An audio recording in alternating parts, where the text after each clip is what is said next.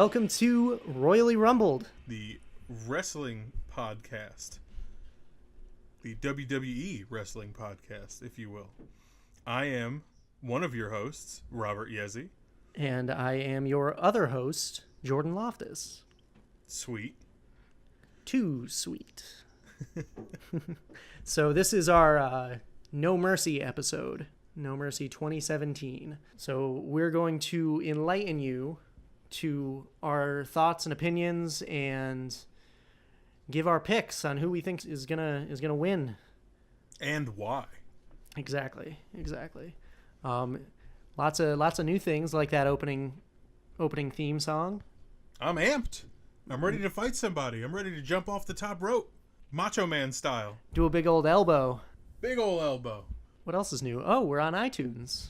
Oh, iTunes, you say? We are now officially on iTunes. And Robert, what's the best way to never miss an episode? Subscribe to us via your podcast app on your Apple iPhone. How does one do that? Well, I'm glad you asked, because all you have to do is click that purple podcasts button, click on the search button at the bottom of the screen. It's on the right-hand side, as long as your apps are updated. You type into the search bar, Royally Rumbled. Why would they type in Royally Rumbled, Jordan? Because that's the name of the podcast. So you type in Royally Rumbled, you click search, and we pop right up. We're all right there, and all you got to do is just click right on us. There's a big button there that says subscribe. You click that, and you're in. I literally just did it right now. It's wonderful because automatically it will download the newest episode for your listening pleasure.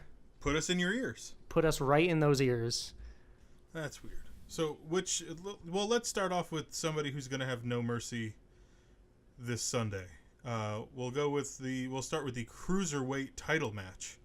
All right. A singles match for the Cruiserweight title is the champion and king of the Cruiserweights, Neville, taking on the newest member of the 205 Live roster, Enzo Amore.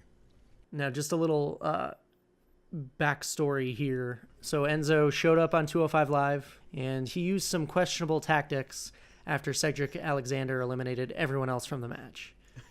He rolled him up and pulled the tights. Did he do the ropes too? Was it a dirty pin too, or is it just the tights? I think it was just the tights. Okay. Not 100% sure. However, so Enzo used questionable tactics to win. And then as of last night, Enzo actually came out, started to cut his promo, doing the whole, realest guy in the room thing. And then Braun Strowman's music hit. Strowman came out and literally murdered Enzo Amore. Yeah, well, Vince McMahon is known for really liking how Enzo gets tossed around like a rag doll. So don't expect that to stop anytime soon. And boy, did he. The crowd was chanting, "Thank you, Strowman," because it kind of woke everyone up. Every time we've seen Enzo in the back in a segment, they've had Neville pop up on him and just start laughing at him. So what do you think the end game is here? Honestly, I think this is going to be the match that tries to establish Enzo as a cruiserweight competitor, because he kind of hasn't done much in the ring since coming to 205 Live. Right. So I think he's going to give Neville a run for his money and kind of make him look really good. However, I think Neville's going to retain. Okay. So I'm picking Neville. Well, so I didn't initially have a winner written down for myself, because I'm going back and forth with the logic of the booking. And I can see what you said. I could also see Neville absolutely demolishing him and him not doing anything. But I could also see some sort of distraction thing happening and Enzo doing the same thing he did to Cedric Alexander and winning that title. So I'm really, really conflicted. The smart money is probably on Neville just retaining by whatever means, whether it's what you said or a really fast match where he gets destroyed. I know that the two guys are friends. They work out together. So there's a chance Neville wants to help get him over on the wrestling side of it, because with the crowd, obviously, Enzo's way over. So I don't know. So I'll say Neville just to be on the safe side. I think that's a fair assessment. It's tough. Like, dude, it's tough. It's tough to tell. I like Enzo. I do too. I don't know if the heat on him backstage is so much so that they're trying to just completely bury him, or if they're giving him this as the opportunity to save himself before they fucking kick him out the door. I could see it being the latter. However, I still don't think he's going to show up on 205 Live and immediately just be handed the title. Well, I mean, beating Neville. I mean, they had Tozawa and Neville in a program. Tozawa beat him on Raw and then gave it back to him the next day, and nobody knows why. Like, well, they had their rematch like after SummerSlam, and Neville retained, and then that's when Enzo showed up. No, I know, but I'm just saying, like, that was confusing in itself. So it shows that they're not necessarily scared to give somebody else the belt for a week. That's true. Yeah. I'm gonna keep on Neville. No, yeah, it's Neville's the safe bet. I'm conflicted. So if I wind up being right on the other side of it, I'll be happy about it. Yeah. But at the same time, I really just don't know. So on to the next. And there's the bell. Bring on the next opponent. Let's talk about the man versus man match. I literally have written down man versus man match makes me LOL. So we have Finn Balor, the man, versus Bray Wyatt, who also is a man. Okay, it's not like man versus car. That's immediately where my mind goes. Good old Rick and Morty. All right, so man versus man, Finn Balor versus Bray Wyatt. Who you got and why? So I was thinking about this today. So Wyatt wins their first encounter.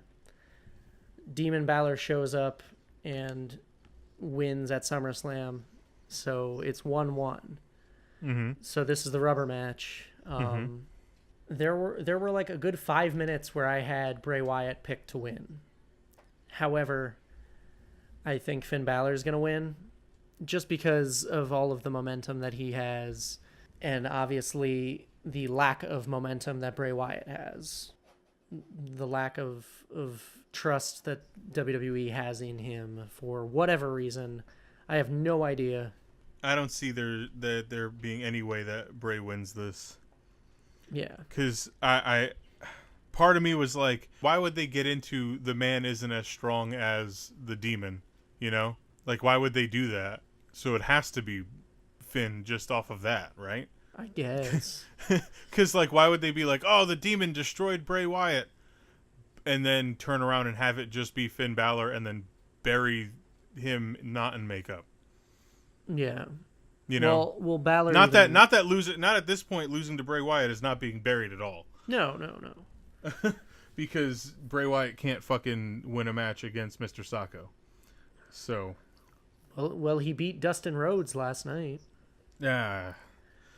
The match was okay. I kind of wish that there was more momentum behind Goldust at that point, because otherwise it's just Bray and Goldust going 5 minutes on Raw, where in 2017 Goldust and Finn Balor are not nearly on the same level of competition. No. So I have Finn Balor winning. All right. Yeah, let's do the easy one. The tag team match for the Raw tag titles. Dean Ambrose and Seth Rollins, 2/3 of the Shield. The champions defending against Cesaro and Sheamus, The Bar. Who you got? You go. I've got Sheamus and Cesaro winning. I said this was an easy one. What are you doing? They've got so much momentum on their side. They have impressed the hell out of me since last year when they ended their friggin' best of 7 series. 7,000. Yeah. They have grown consistently as a tag team, especially since WrestleMania. Yep, WrestleMania was the turning point as a team for them, for sure. Yeah, I've got to give it to them, because they had the match of the night last night on Raw. Oh, by a mile. It wasn't even close. I was loving it. So I have a feeling that Sheamus and Cesaro are going to win the titles, become 3-time tag team champions, and keep this feud going a little longer. And I've got a couple things for later as where I foresee this going. Okay. So I have Ambrose and Rollins winning because I really don't see any reason why they don't.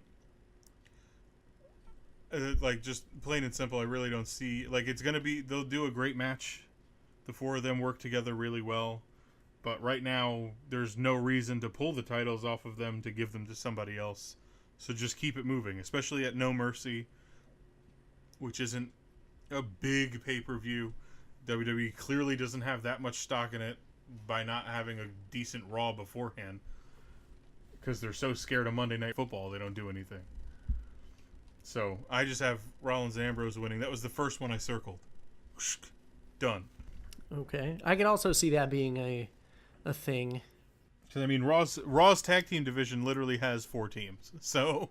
Hey, you're forgetting about Slater and Rhino. So 5. They have 5 teams. I'm forgetting about them because everybody else has forgotten about them. That's true. Former SmackDown tag team champions, ladies and gentlemen. Cue Korath from Guardians of the Galaxy. Who? So, next up, I have the Raw Women's Championship Fatal 5-Way. Gosh, do they love doing Fatal 5-Way matches. Because the writers can't think of individual storylines for all the women, so they just lump them together. There you go. So we got Alexa Bliss, the champion, defending her championship against Sasha Banks, Nia Jax, Emma, and a returning Bayley. This was a fatal 4-way, and last night Bayley returned, inserted herself into the match, basically. Which is fair, because she was the number 1 contender before she got hurt. Mm-hmm. So, who you got and why? So this is another one that I did not select a winner yet. But I'll talk you through why I didn't. I either have Bayley coming back and winning and doing what she was supposed to do before she got hurt, which is become the champion. And then Sasha turns on her and push that forward, and then you have Bliss and Nia Jax, or Bliss and Emma, or whatever. Or you have Sasha Banks get the win over Bayley, and then have that feud start immediately. Which I think we need in the Raw Women's division, because it needs something. But there's always an outside chance that Nia Jax just wins. So, I don't know. I mean, I don't see Bliss retaining. Unfortunately. Yeah, I just, it's her turn to chase, I guess. I don't know. So I either have Bayley winning and getting a Sasha turn, or Sasha turning and Sasha winning over Bayley, or Nia Jax just winning because she's not like most girls. Okay, I've got Bayley, and the reason I've got that is because, once again, like you said, she never got her title shot at SummerSlam. We had talked about her winning the title at SummerSlam, and there's a very subtle thing that I saw today. Someone on Twitter pointed it out. Was it that clip? Yeah, it was like Bayley was like hugging Sasha at the end, and the way she was jumping around with her, it looked like it was a subtle tease for a Bayley to belly. And the way that they went to hug looked like it was going to be one of those discus elbows. Yeah. And then the Bayley to belly tease. So there's something that they're planting seeds for there. But although I do have Emma as my wild card. Okay. Because Emma's been off TV. Mine is Nia Jax, yours is Emma. Yeah, and the reason why I'm saying Emma is because I could totally see her winning, and then she comes out on Raw the next night, and she's cutting a promo saying how everyone doubted her and no one thought that she would win, and then Asuka comes out and beats her for the title. Oh shit, that would be amazing. And then this way we get the title away from Alexa, and Alexa could say, hey, I was never pinned, but we don't immediately get a program between Alexa Bliss and Asuka. And then we could get, like, Nia Jax and Asuka going, and then Sasha, and then Bayley. Like, there's some good combinations there. Yeah, I'm for Asuka beating everybody. I hope she shows up at No Mercy and makes it a fatal 6-way, and then just kicks everybody's ass. Oh, shit. That would be good. But they aired 2 Asuka promos on Raw last night. And they're so well done, by the way. We were doing the live tweeting, and I know I commented about the Asuka promos being super well done. So whoever's producing those, bravo. Yeah. They're really good. We will retweet those every single time they come up. So. Yes. Moving on. What's next? Let's go the Intercontinental Championship match. The Miz versus Jason Jordan. Kurt Angle's son. Kurt Angle's legitimate biological son. Crazy. That he had when he was in college and he didn't know about until Corey Graves told him. Imagine having the drive inside somebody to want to win and then find out that you're a very famous, also happens to be wrestler's son. Crazy circumstances there. And I'm so glad that they decided to make that public because, boy, it's done so much for Jason Jordan's career, you know? Yeah. Huge difference in what could have been versus what is. Man. Oh. When Shelton Benjamin moved on his own in his singles run on Raw, he almost beat Triple H. You know, they had that killer series of matches, and it really put Shelton Benjamin on the map. Whereas with Jason Jordan, they feel the need to stick him in a ridiculous storyline just because. It's almost worse than Mae Young giving birth to a hand. Almost worse. That's pretty bad. Dude, it's almost that bad. Because everyone knows that it's not true and that it's just for the story. No one's and you could kind of tell that they don't really they're not playing it off well. They're not acting it out well. It's really the most absurd thing that's happened in a really long time. Yeah. It's almost as bad as Hornswoggle being Vince McMahon's son. Like, it's that level of what are you thinking? Oh, totally. Well, I was talking to one of my friends who's not a wrestling fan. He used to watch wrestling back in, like, 2005. He doesn't watch it anymore. And I was talking to him. He said, you know what? I almost bought the WWE Network. Just because, like, I haven't watched wrestling. I was like, maybe I'll get back into it. But then I saw what they were doing with the whole Kurt Angle illegitimate son thing, and I was like, yeah, no, maybe this isn't for me anymore. Shit. So that's literally what someone told me.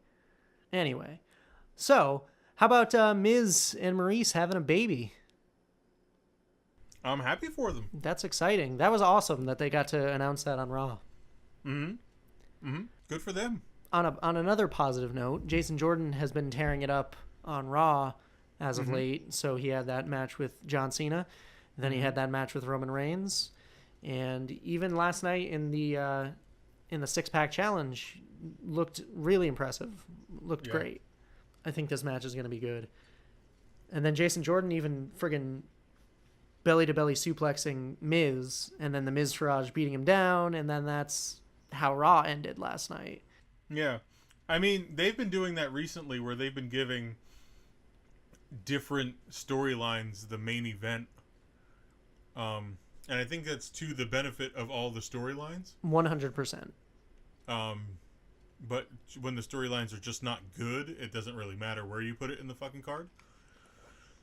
But it's interesting that they will end the show on different things now, as opposed to always knowing what's going to be at the end of the show, you know? Yeah. So who do you got in this match and why? I've got Miz. Miz has been on fire. He literally cut down Enzo Amore on Raw 2 weeks ago. Yeah, it was ugly. It was amazing. And this is coming from someone who loves Enzo. Both of us. Huge Enzo marks. Loves him on the mic because he's But also, almost untouchable. also, I think for a lot of people whoever it still is that doubts Miz or isn't a fan of Miz for whatever your reasons are, know now that you're wrong. Mm-hmm.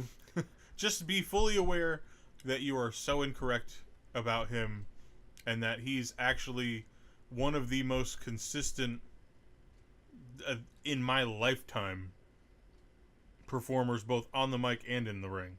Hell yeah. He lives his character. Absolutely. Now I saw this question posed on Twitter earlier, so I'm going to pose it to you. And for our listeners, you could tweet us your response at Royally Rumbled.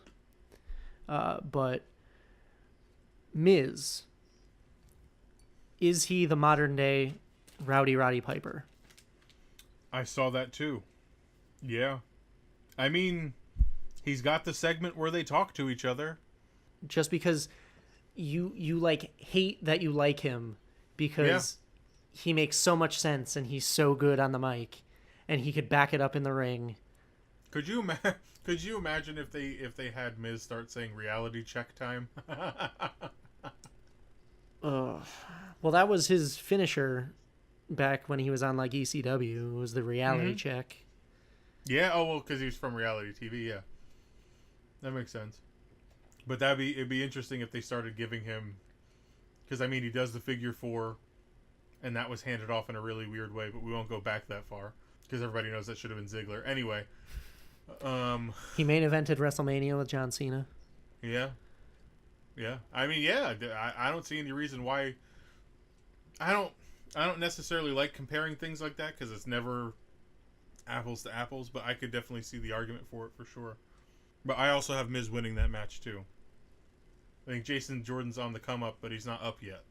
I agree. Ring the bell. Ring the bell. It's over.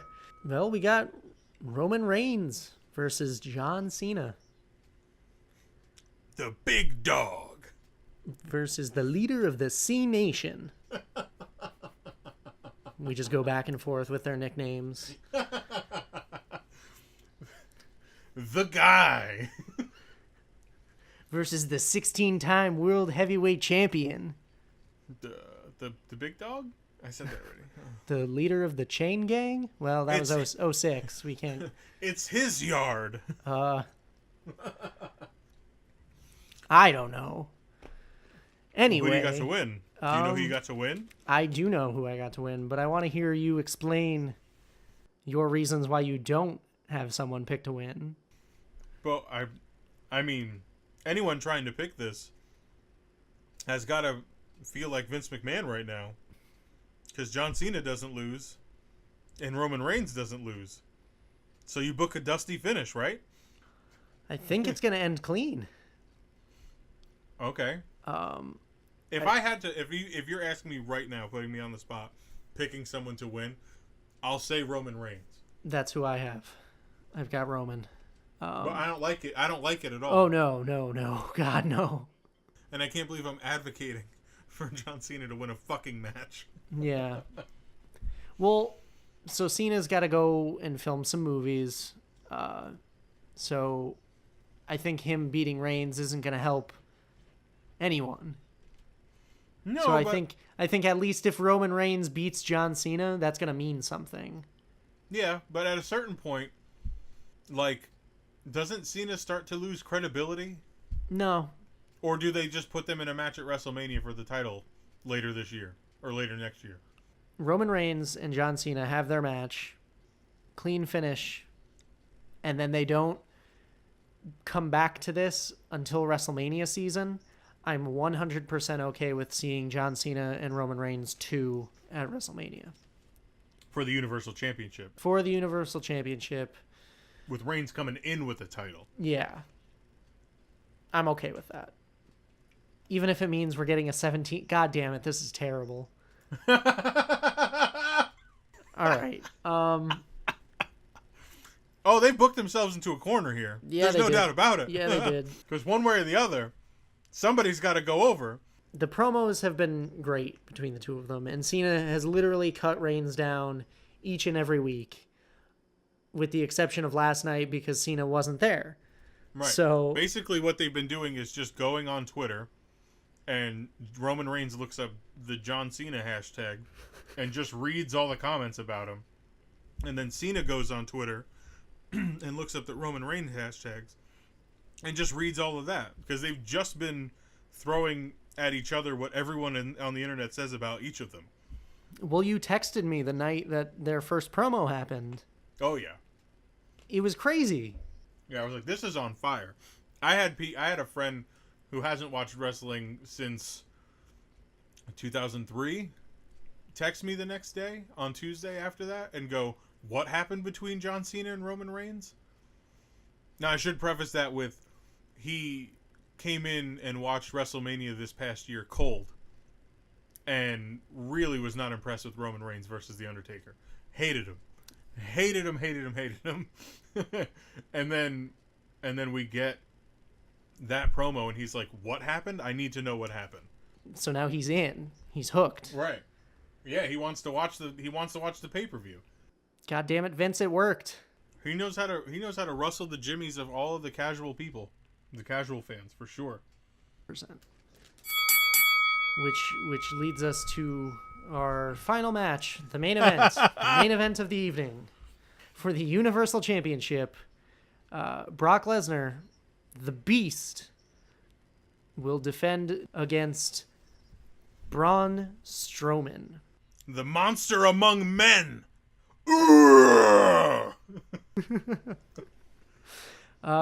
So they've really been making Strowman look like a monster. Among men? Among mere men! Literally. Destroying Big Show in the cage match. That was awesome. Beating down John Cena with the steel stairs. That was awesome.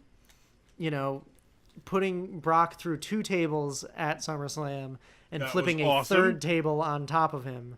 Mm-hmm.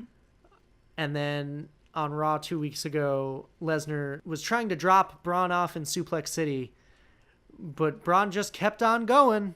He just stood right back up and no-sold him. Yeah. Imagine being bigger than Brock Lesnar and then having more endurance than Brock Lesnar. Yeah. by like a mile. Honestly, I'm kind of hoping their match goes like a Goldberg Survivor Series match, where it's like 1 minute and 27 seconds and it's over. What I think is going to happen is I think Brock Lesnar is going to retain the title. Do you? That's your official pick? That's my official pick. Brock Lesnar is my official pick. He was my pick at SummerSlam. He is my pick for No Mercy. And I think we won't see Brock again until Survivor Series in November. God, that's disgusting. And if anything, that would be when he drops the title. I mean, I agree with what you're saying, because, and as I've already said, No Mercy's kind of a middle of the mile pay-per-view, so I don't see Brock dropping it at a small pay-per-view. But then you have to ask yourself, well, how do you get people to buy the small pay-per-views or subscribe to the network to see it? By getting Brock Lesnar to drop the title on a smaller pay-per-view. Should have been Great Balls of Fire. No, I'm serious. Joe should have. No, it should. I agree. If they were going to have Lesnar drop the belt, it should have been against Joe. Well, no, because they wanted Lesnar to carry it for SummerSlam because they got to sell SummerSlam. But that could have been the rematch. That could have all been. Yeah, but nobody wants to see a rematch at the big thing. They want to see the first time at the big thing. So who are you picking? Who's your official pick? Braun Strowman. Really? Yep. Okay. Because at a certain point, if you're going to book him like a monster, he has to be a monster. And if you book him like a monster, and then he all of a sudden can't beat Brock Lesnar, it's like, how? He stood over him 2 weeks ago with his foot on his chest. Do you think Samoa Joe's going to get involved? He could, but I don't think they need that for this. This sells itself. These two guys. No, I know. Watching but watching the two of them kick the shit out of each other is more than enough for. I mean, I fucking love it. I love watching them kick the shit out of each other. It's great. Because Lesnar's a tank, and Strowman's a bigger tank. So I have Strowman picked because send Lesnar away. If he's gonna go away, let him go away. But can we have the goddamn title on TV, please? With someone who's gonna defend it? You know? Yeah. It still blows my mind that, like, nobody has ever gotten a rematch for the Universal title. No. It doesn't... It bothers me. It bothers me that the main title isn't on the show. And then you just got a bunch of guys in storylines that are good, but they'd be better. They'd be made better by that title. Lesnar sells himself. He doesn't need the title. I said that last year with the Goldberg stuff. Goldberg-Lesnar didn't need a title in that match. No, not at all. Because they're two huge names that sell themselves. You say Lesnar against anybody and people are immediately interested because the guy's a monster. Mm. But now you're putting up against the monster among men. So pay off everything that you've been working toward. And let Lesnar disappear for 3 months. Like, if Lesnar drops the title at No Mercy, I don't want to see him until the Royal Rumble at entrant number 30 and have everybody lose their shit. Now, that would be interesting. But they also got to do the thing where they don't announce everybody in the Royal Rumble before the Royal Rumble. That way there's some mystery to all 30 of them. But again, you got to sell the network. Or you tell them some of the people and where they are, but keep like 10 spots as completely secret and then just sell it. But we're getting way ahead of ourselves. I got Braun Strowman. I think he's going to win. I don't see any reason why he doesn't win. He kicked Lesnar's ass every time he's been in the ring with him, so let's do it. Let's pay it off. I can get down with that. However, I still think Lesnar is going to hold the title at least until Survivor Series. And then, because Raw's next pay-per-view is TLC. Really? Yep. Okay. Oh, wow, they moved that up because yeah. it's usually the December show, right? Yeah, and SmackDown had it last year. I've noticed that they've been alternating. Rotating them? Which is Okay. cool. So, like, next year, I think Raw will have Money in the Bank. But does Raw also get Elimination Chamber then? Yes. Because last year, Raw had Hell in a Cell, and this year, SmackDown has Hell in a Cell. Nice. So they're just going to flip-flop, which I'm okay with. That's cool. Yeah. So going forward... So I'm hoping we get Neville versus Cedric Alexander going forward. I think that would be a smart money decision. I'm thinking since the next pay-per-view is TLC, Rollins and Ambrose versus The Bar versus The Club versus the Hardys in a TLC match. A four-way TLC match? Yeah. Wow. Because I was originally just going to go Club, Bar, Rollins, Ambrose, but I was like, the Hardys are on Raw, and it's their match. Yep. I'm guessing we're going to get Bray versus Jason Jordan. And because Bray, when he first came to Raw, he targeted Kurt Angle. So I feel like they should go back to that. But then how do they pay that off? Kurt Angle versus Bray at WrestleMania? I'd be up for that. Or turn Jason Jordan heel. Have Jason Jordan versus Kurt Angle at WrestleMania. Holy shit. Oh my god. That would be awesome. It would be awesome. Because then everyone could stop saying how stupid this storyline is, because that could potentially be their end game. Yeah, that could be Jason Jordan saying, "This is stupid. I fooled you." Right. I fooled you. And then he'd be like over heel. Yeah. For sure. And then eventually we get Kurt, Jason Jordan, WrestleMania. Yeah. But anyway, we're getting very ahead of ourselves. Yeah. But I'm thinking Bray versus Jason Jordan would be a logical next step for the both of them. Well, here's a question. What's the next step for The Miz if that happens? Who else does he have to defend this against? Well, that's when Roman Reigns shows up and challenges Miz for the Intercontinental title. Huh. Because he beat John Cena, and the next big title on the show is the Intercontinental title, which he's never won. And then we could get Finn and Strowman. Oh, wow. You know, these are all fresh matchups that we've never seen before. Yeah, I mean, dude, I'm all for it. Those are just some of my ideas going into the future, which obviously we will check back in with our next episode, which will be Hell in a Cell for SmackDown. Hell yeah. And there's a lot going on SmackDown. Yeah, a lot. So I can't wait to get to Hell in a Cell. But anyway, I think that's about it. That's about it. Any final thoughts? No, I hope it's a good show. Yeah. I hate when you get a pay-per-view and then you're underwhelmed by it, you know? Exactly. I don't want to be underwhelmed. There's no reason for it. The talent level, the athleticism, the characters, it's all good right now. What do you think? What do you think is going to be match of the night? Probably Ambrose and Rollins versus Cesaro and Sheamus. But from a takeaway perspective, it's probably going to be Cena Reigns, which is weird because I've never said that either of them have ever had the best match of the night ever. Yeah, I'm looking forward to it. I think they're going to put on a great match, an entertaining one at least. Yeah. But I think honestly, match of the night. I mean, just look at that card. It's got to be the tag match. Yeah, that's the one I would have to go with. But hopefully we're surprised, you know. What do you guys think? Tell us what your match of the night is going to be, you know. So tweet at us at Royally Rumbled, or you could tweet at us individually. You could follow me at Alex Shepard. No vowels except for the A. And I am at Yesball on the Twitters and the Instagrams. Oh yes, I'm on Instagram as well. But anyway, yeah, so thank you for listening. But please let us know what you think. Let us know your picks.